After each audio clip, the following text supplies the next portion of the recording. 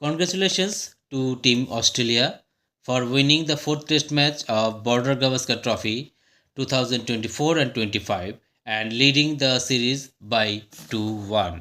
Border Gavaskar ট্রফির 2024-25 সংস্করণের চতুর্থ টেস্ট ম্যাচ যেটা 26শে ডিসেম্বর 2024 তারিখ থেকে শুরু হয়েছিল এবং যেটা বক্সিং ডে টেস্ট নামে খ্যাত, সেটা আজকে পঞ্চম দিন এবং পঞ্চম দিনের খেলা শেষে অস্ট্রেলিয়া 184 রানের বিশাল ব্যবধানে টিম ইন্ডিয়াকে ধরাশায়ী করে ম্যাচটি নিজেদের পকেটে পুরে নেয়। এই ম্যাচ টিম অস্ট্রেলিয়া তাদের দলগত পারফরমেন্সের দরুন নিজেদের পকেটে পুরে নিতে বা নিজেদের করায়ত্ত করে নিতে সম্ভব হয়েছিল। অপরপক্ষে ভারতীয় টিম তাদের প্রথম সারির ব্যর্থতার দরুন এই টেস্ট ম্যাচটা হারতে বাধ্য হয়েছে। এই টেস্ট ম্যাচে প্রথম ইনিংসে অস্ট্রেলিয়ার প্রথম দিকের যে চারজন টপ অর্ডারের যে চারজন ব্যাটসম্যান তারা যেভাবে রান করে গেছেন, সেই রকমভাবে ভারতের প্রথম ইনিংসের টপ অর্ডার কিন্তু সেরকমভাবে রান করতে পারেনি। অর্থাৎ বলতে গেলে কনস্ট্যান্স যে অভিষেক করেছে সে 50 রান করেছে, ল্যাম্বুশেন 50 রান করেছে। এরপরে বিগ ফোর ইয়ানি ফ্যাব ফোরের যে অন্যতম ব্যাটসম্যান স্টিভ স্মিথ, যাকে সবাই মনে করছিল যে এবার তো বোধহয় তার সময় শেষ হয়ে এসছে বা সময় ফুরিয়ে এসছে, সে এবার জ্বলে 150 রানের মতো রান করে ফেলেছে। কিন্তু অপরপক্ষে দেখতে গেলে ভারতীয় টপ অর্ডারের মধ্যে সেলফ জয়সওয়াল ছাড়া টপ অর্ডার সেরকমভাবে চলতে পারেনি। এই টপ অর্ডারের মধ্যে খ্যাতনামা কয়েকজন ব্যক্তি রয়েছেন, যেমন রোহিত শর্মা, KL রাহুল, বিরাট কোহলি। বিরাট কোহলির কথা এর মধ্যে বলতে হবে বিশেষ করে এই কারণে, প্রথম টেস্ট ম্যাচ যখন শুরু হয়েছিল বর্ডার গাভাস্কার ট্রফির প্রথম টেস্ট ম্যাচে যখন কোহলি সেঞ্চুরি করেছিল, তখনই অনেকে মনে করেছিল এইবার তো বোধহয় কোহলি সব রেকর্ড চুরমার করে দিয়ে আবার তার রানের খরা কাটিয়ে পুনরায় রানে ফিরছেন। কিন্তু আমার মনে হচ্ছিল যে প্রথম একটা ইনিংসের রান দিয়ে এখন কোহলিকে বিচার করা যাবে না। আগের কোহলি আর এখন কোহলির মধ্যে আকাশ পাতাল তফাৎ হয়ে গেছে। দিয়ে অস্ট্রেলিয়া যেমন প্রথম ইনিংসে ব্যাটিংয়ে উপরের সারির প্রথম চারজন ব্যাটিংয়ে তাদের জহর দেখিয়েছে, তেমনি ভারতীয় প্রথম ইনিংসে ব্যাটিংয়ের ক্ষেত্রে অস্ট্রেলিয়ার কোনো পার্টিকুলার একজন বোলারের উপর ডিপেন্ডেন্ট থেকে থাকেনি। ওরা সবাই তাদের উইকেট ভাগাভাগি করে নিয়েছেন, যেটা ভারতীয় বোলিংয়ের ক্ষেত্রে খুব ব্যাকফুটের কারণ। কারণ একমাত্র বুমরা ছাড়া বুমরাকে ব্যাকআপ হিসেবে অন্য কোনো বোলার সেরকমভাবে সাহায্য করে উঠতে পারছে না। এটা নিয়ে ভারতীয় থিঙ্ক ট্যাঙ্ক, ভারতীয় ম্যানেজমেন্ট, ভারতীয় কোচের বেশি ভাবা দরকার।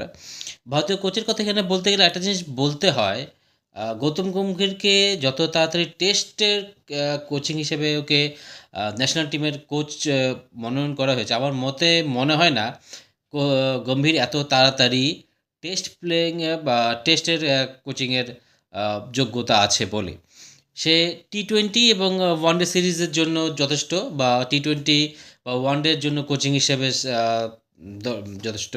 কিন্তু যেহেতু এখানে WTCর স্টেক অন দ্য লাইন ছিল, তখন ওর কিন্তু আমার মতে ভারতীয় BCCI বোর্ড বা BCCI ক্রিকেট বোর্ডের উচিত ছিল এখানে লক্ষ্মণ বা দ্রাবিড়কে WTCর ফাইনাল পর্যন্ত রেখে দেওয়া।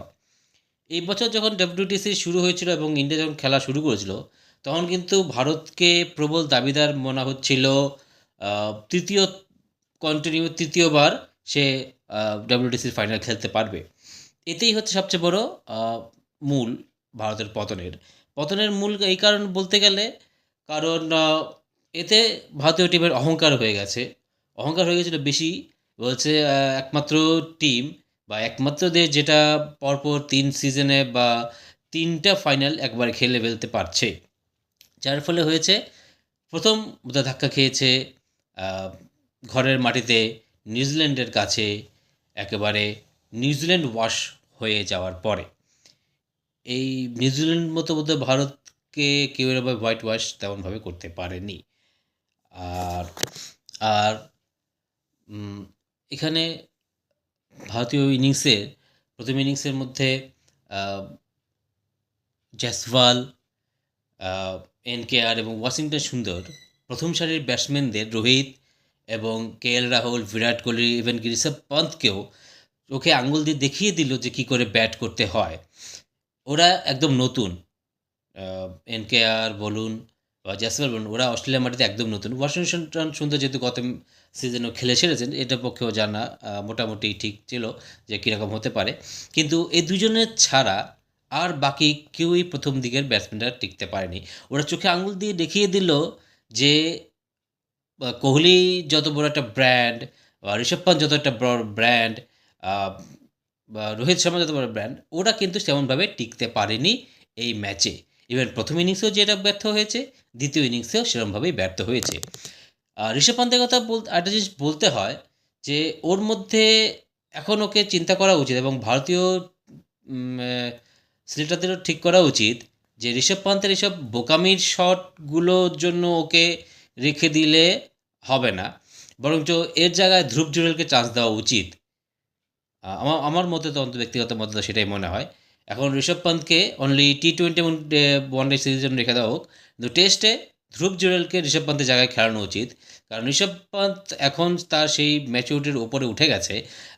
এখনও যদি সে সেরকমভাবে নিজের শুধু খালি এরকমভাবে অ্যাগ্রেসিভ গিয়ে খেলতে হয়, তাহলে তো হলে হবে না। এটা টি-20 এবং টেস্ট ওয়ানডের জন্য ঠিক আছে, কিন্তু টেস্টের জন্য শুধু এরকমভাবে ব্যাক সুইপ করে আলতু ফালতু শট মেরে দিলে হবে না। এটা কখন মারা যায়?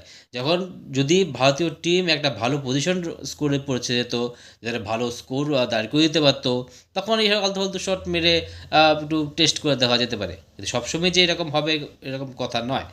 এটা অস্ট্রেলিয়া, এটা অন্য কোনো ছোট দেশ নয় যে তুমি তার এগেনস্টে সে এরকম আলতু ফালতু শট মেরে দেবে। এটা ইম্যাচিউরিটির ব্যাপার রয়েছে।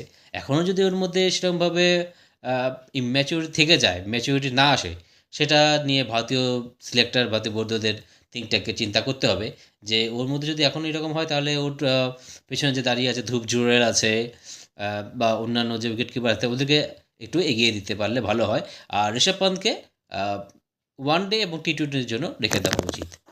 আর আজকের এই হারের ফলে ভারতীয় টিমের ডাব্লিউটিসির ফাইনাল 2025 সংস্করণের যে তৃতীয়তম ওয়ার্ল্ড কাপ ডাব্লিউটিসির ফাইনালটা হবে, ওটার মধ্যে যাওয়া প্রায় অনিশ্চিত হয়ে গেছে। অনিশ্চিত হয়ে গেছে এই কারণে, কারণ সিডনিতে যে ফিফথ এবং লাস্ট টেস্ট ম্যাচটা হবে, মনে হয় না ভারত সেখানে জিততে পারবে বলে। যদিও বা জিতে যায়, তারপরে দেখে থাকতে হবে শ্রীলঙ্কার মাটিতে অস্ট্রেলিয়ার কী পারফরমেন্স করে। আর আমার মনে হয় না অস্ট্রেলিয়া তেমনভাবে শ্রীলঙ্কার মাটিতে ব্যর্থ হবে। আর এর সঙ্গে ভারতীয় টিমকে শুভেচ্ছা রইল যে ভবিষ্যতে নতুন বছরের যেন আমাদেরকে সেই সিজন টেস্ট ম্যাচটা জিতে একটা নতুন বছরের আগাম শুভেচ্ছা দিতে পারে। যারাই আমার চ্যানেলটাতে প্রথমবার ভিজিট করছেন, প্লিজ লাইক করে সাবস্ক্রাইব করে দেবেন। পাশে থাকা বেল আইকনে ক্লিক করে ALL অল সাইডটাতে সিলেক্ট করে দেবেন, যাতে ভবিষ্যতে যখন আমার নতুন ভিডিও আপলোড হবে বা লাইভে আসবো, তখন আপনারা যাতে সঙ্গে সঙ্গে আমার ভিডিওর নোটিফিকেশান সঙ্গে সঙ্গে পেয়ে যেতে পারে। আর অবশ্যই আপনারা আমার এই কন্টেন্টটাতে কেমন লাগলো, কী আসা বিষয় কী হয়েছে ভুল বা পজিটিভ কী হয়েছে, অবশ্যই আপনার কমেন্টসের মাধ্যমে জানাবেন, যাতে ভবিষ্যতে আমার কন্টেন্ট ক্রিয়েট করতে সুবিধা হয় বা সাহায্য করে। ধন্যবাদ, বাই বাই।